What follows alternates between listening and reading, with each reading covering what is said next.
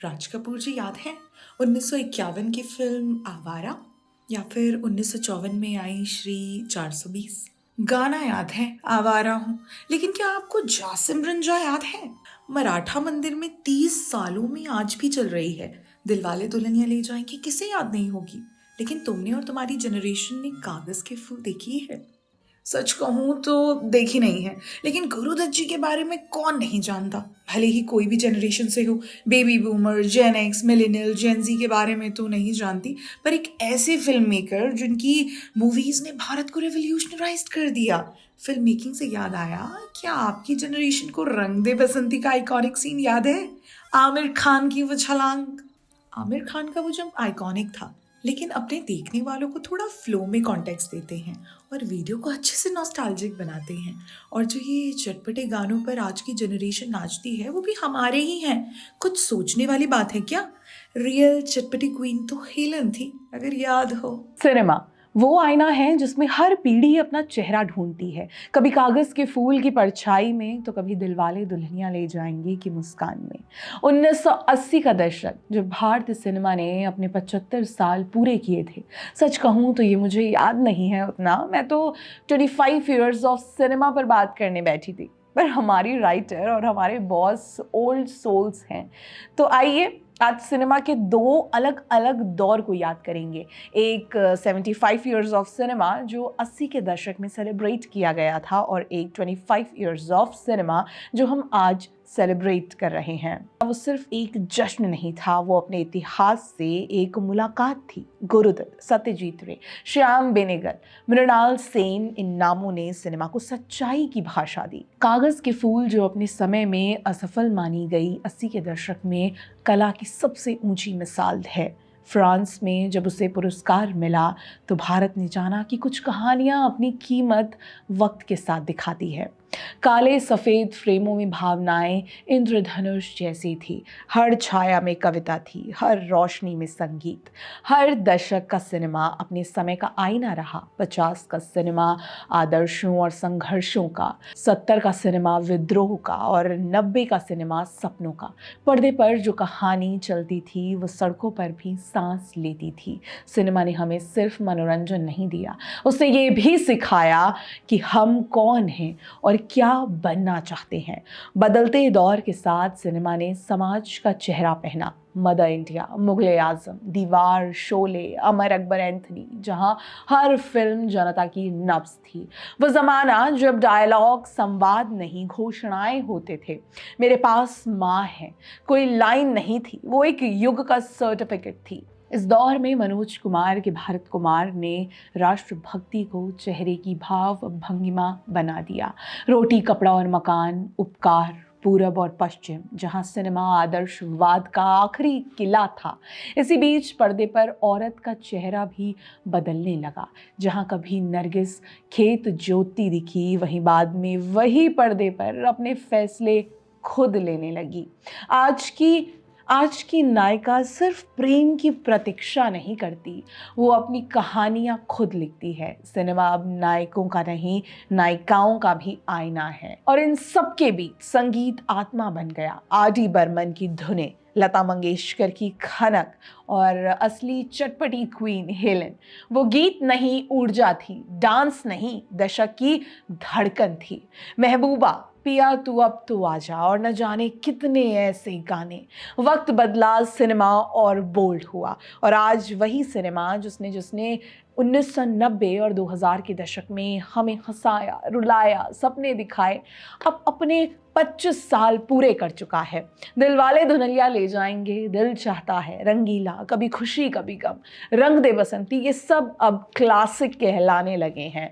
जिन्हें कभी हमने बड़े पर्दे पर देखा था, आज हमारी अगली पीढ़ी OTT पर नॉस्टैल्जिया प्लेलिस्ट में देखती है। नेटफ्लिक्स पर आज भी इतनी पुरानी फिल्में हैं जो आज भी नई फिल्मों से ज़्यादा देखी जाती हैं। इन फिल्मों में भारत बदल रहा था। मोहब्बत अब हवाई जहाज में मिलती थी, दोस्ती मुंबई गोवा रोड पर निभाई जाती थी, और देशभक्ति अब बुलेट बाइक पर चीखी जाती थी। पर भावनाएं वो अब भी वैसी ही थी, बस कैमरे की क्लैरिटी बढ़ गई थी और मासूमियत थोड़ी पिक्सेल्ड हो गई। हम मिलेनियल्स जो दिल चाहता है देखकर बड़े हुए, आज वही फिल्म जी रहे हैं। दोस्त बिखर गए, जिंदगी फास्ट फॉरवर्ड में है, पर हर शाम में एक फिल्मी सीन अब भी बाकी है। इस दौर का संगीत भी अपनी अलग आत्मा लेकर आया। हरिहरन, स्वर्णलता, केके और फिर से आशा भोसले, पुराने सुरों को नई सांसें देने वाले गायक जिनकी आवाज़ों में यादें और यथार्थ साथ चलते थे। वो वक्त जब धुनें सिंथेसाइजर पर बनी, पर दर्द अब भी दिल से निकला। तन्हा तन्हा यहाँ पे जीना, आवारापन बंजारापन, ओ सनम, ये गाने आज भी दिल की धड़कन में बराबर हैं। और हाँ, हर युग का अपना आईलाइनर होता है। 50 के दशक की पतली रेखा, 70 के दशक की मोटी बोल्ड स्ट्रोक, 80 के दशक की चमकती आंखें और 2000 के दशक की स्मोकी आज़ादी। आंखों का मेकअप बदल गया, पर नज़र में प्यार वही रहा। इस आईने में अब डिजिटल रोशनी झिलमिला रही है। हर रविवार को सब टीवी या यूट्यूब पर पुराने गाने चलते हैं। VHS की धुंध अब पिक्सेल्स में बदल गई है, पर एहसास अब भी वैसा ही है। हम मिलेनियल्स जो डिजिटल कैमरे में बड़े हुए, वो उसी पुरानी रील के बच्चे हैं जिन्होंने गुरुदत्त को फ्रांस के ज़रिए खोजा और आर.डी. बर्मन को स्पॉटिफाई पर फिर से पाया। क्योंकि सिनेमा सिर्फ देखा नहीं जाता, बल्कि जिया भी जाता है। पर्दे पर चलता है, पर असर उसके बाहर फैलता है। हर पीढ़ी सिनेमा को अपने ढंग से देखती है। कभी वो भगवान होता है, कभी आईना, कभी दोस्त। 1980 के दशक में जब भारत ने अपने सिनेमा के 75 वर्ष पूरे किए, तब किसी ने नहीं सोचा था कि आने वाले समय में रील की जगह रील्स चलेंगी, कि सिनेमा सिर्फ पर्दे पर नहीं, हर हथेली की स्क्रीन पर जिएगा।